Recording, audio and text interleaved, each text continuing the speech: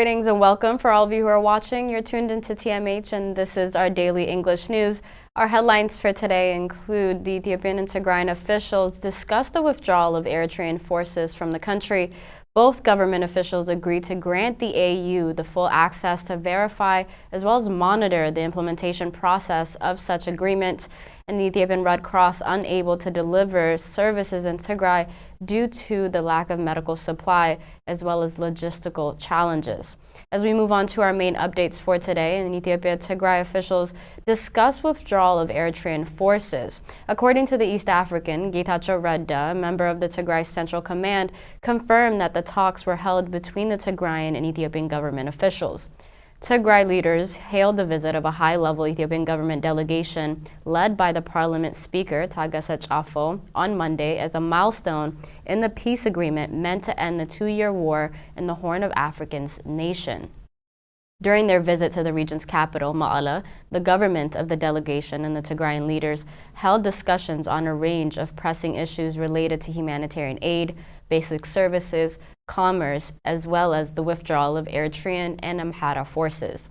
Recently, Tigray officials have been accusing the Eritrean government of trying to obstruct the peace process and have urged the prime minister and his government to comply with the terms of the peace accord with regard to withdrawing the foreign and non-federal forces.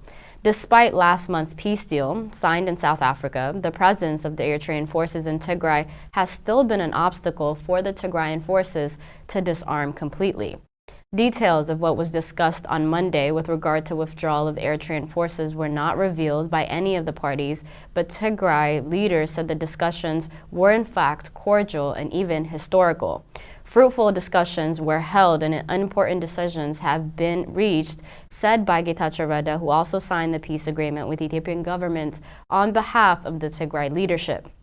The government's gesture to greenlight the long overdue restoration of services is commendable. That none of the government delegation members bothered to bring close protection guards is a testament to their confidence in Tigray's commitment to peace agreements, said Getachew Reda.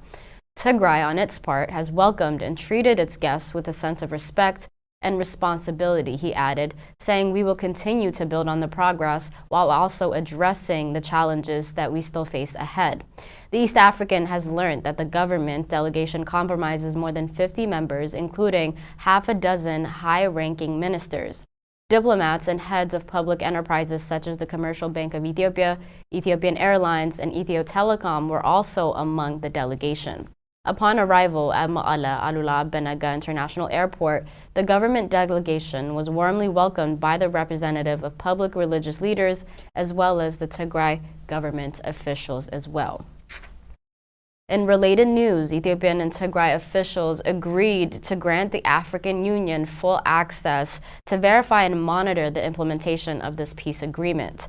During the second round meeting that was held in Nairobi, Kenya, last week, the two parties agreed to establish the joint monitoring team to verify the implementation of the agreement and the peace signed on the 2nd of November in South Africa. The fresh agreement was announced last Thursday by former Kenyan President Uhuru Kenyatta, who also on his part is on the mediating team. They have all concurred and agreed to give the monitoring and verification team of the African Union full access, full 360-degree viewpoint to ensure all of the elements of the agreements are actually going to be implemented, said Kenyatta during a press briefing he gave in Nairobi, Kenya. He further said his team and the African Union representatives will travel to Tigray's capital before the end of the year to oversee the progress of the peace agreement. Professor Chacha Nyagoti Chacha, also an expert in diplomacy and international relations, said the visit by Kenyatta's team would help resolve the outstanding issues in this ongoing peace deal. The actions of visit will give the first-hand information knowledge and about the situation on the ground. While the situation on the ground is clearly understood, then the parties concerned, including the mediators, can understand and appreciate the way that they will approach the resolution in order for them to create an atmosphere that can bring about peace, as the professor concluded with. The executive secretary of the Intergovernmental Authority on Development, Warqina Gabayu, loaded last week's agreement commending the parties involved by finalizing the terms of monitoring, verification, as well as the compliance mechanisms. He said the new agreement was a clear testament to their commitment to honor the letter and spirit of the agreement towards ongoing, lasting peace in the Horn of Africa. BBC says Addis Ababa government has yet to show real goodwill by ensuring their Eritrean forces are in fact removed from the Tigray region as per the agreement.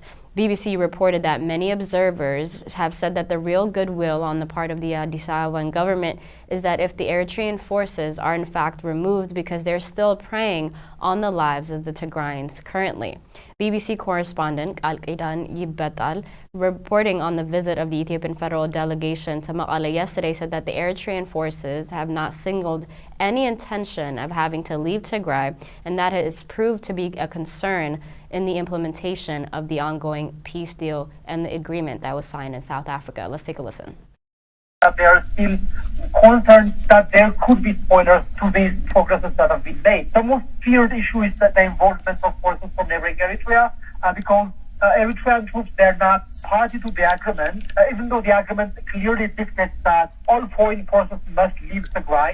We still understand that there are Eritrean troops in Tigray, and we haven't had any statement from Eritrean authorities acknowledging that or signaling that they're about to leave. So there are still concerns on that regard, and it's going to be very interesting to see how that's going to play out and if there are going to be any change in terms of withdrawal of Eritrean troops in the coming days and weeks.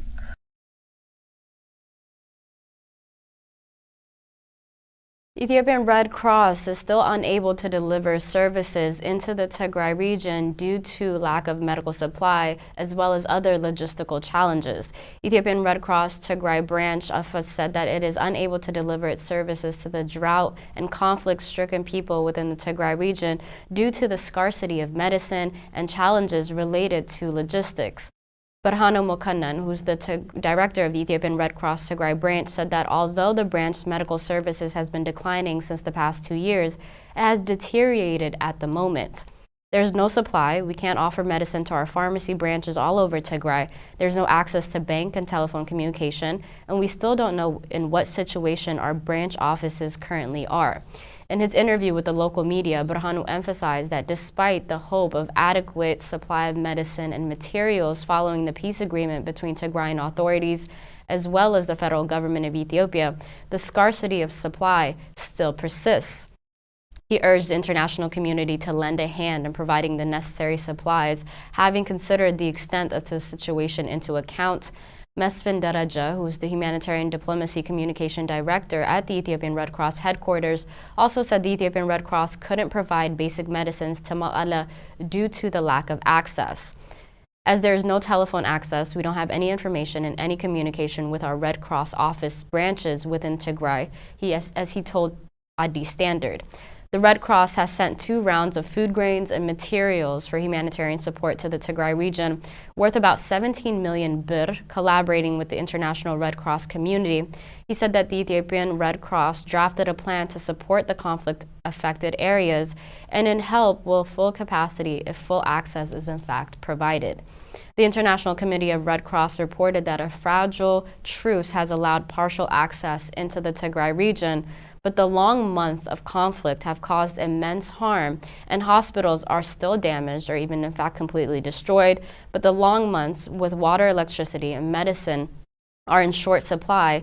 Hunger, even among healthcare staff themselves, everywhere is distraught as well. People have been displaced over and over again, and on Sunday, the leader of the Tigray region, Debretsion Gebremekel, decried that there was no proper flow of humanitarian aid, including medicines and restorations of basic services, as they have been limited to certain areas thus far.